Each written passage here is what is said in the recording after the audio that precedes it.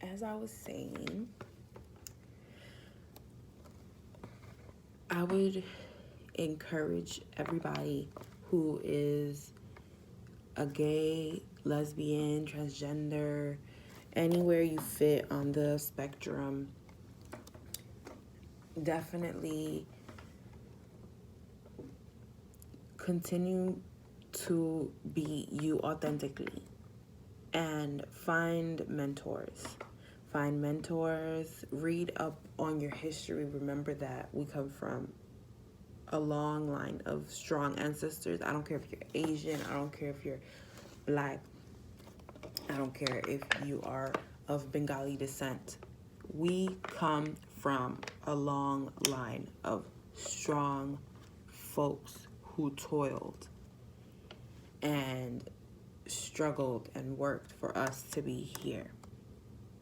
We are our ancestors' wildest dreams. So when I say be your authentic self, I really mean it with conviction. It doesn't matter what your parents think, as long as you're not hurting nobody or harming anybody, and you're not. By being authentically you, by being a pansexual, by being transgender, by being gender nonconforming, you're not doing anything wrong at all. You're not a sin. You're not doing anything wrong.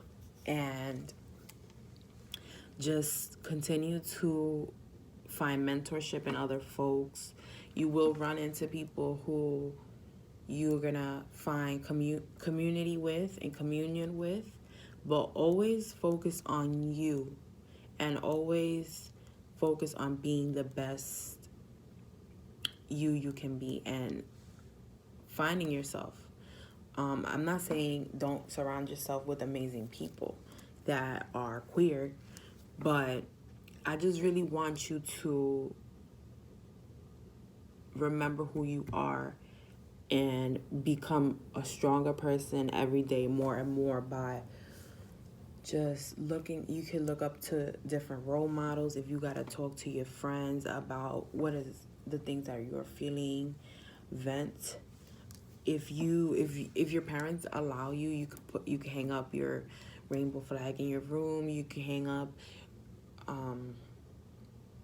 your favorite gay icons in your room, whatever you want to do, but it's for you to feel empowered. And I think that that's something that they don't really teach us in school, because I mean, really, do they teach any LGBTQ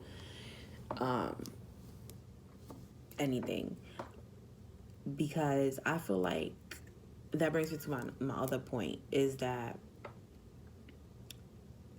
there are strong gay icons out there. There are strong people who paved the way for a lot of lesbian folks, gay folks, transgender, Sylvia Riviera, Audre Lorde. I could go on and on. And these are not things that we learn about in school, so you gotta school yourself. You gotta learn certain things, and you have to really empower yourself, because the schools aren't gonna do it. Like, schools are not gonna tell you you are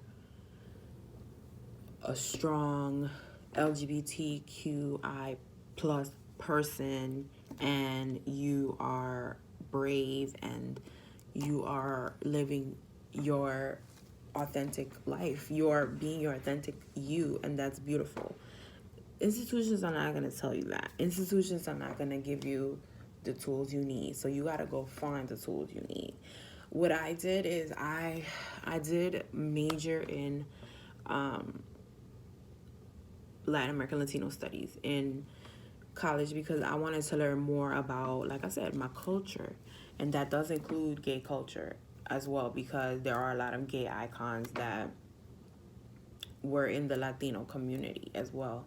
So in the Latinx community, excuse me. So I learned a lot. I didn't learn as much as I wanted to. Like, I definitely think like they should have like a queer history major in school or something like that, because, you know, it's an identity. It's an identity just like it's an identity to be differently abled, to be of Indian descent, to be of, I don't know, I'm trying to think of all the, to be gender nonconforming. These are all identities, and we have to celebrate. The problem is that we in society right now, I think that it's not really, it's accepted, but I don't know if it's celebrated yet. I don't know if it's celebrated yet. We see certain kind of gay folks on TV. We see certain kind of, you know, and then it's like, what about the girls that can't afford surgery yet and can't transition? And what about the folks that are homeless and can't get on a TV screen? I'm getting emotional.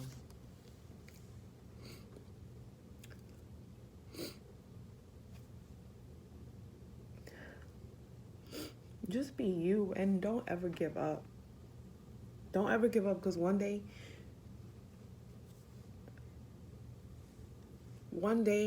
you being so brave is gonna help somebody else be brave as a gay person, as a gender non-conforming person, as a gender non-binary.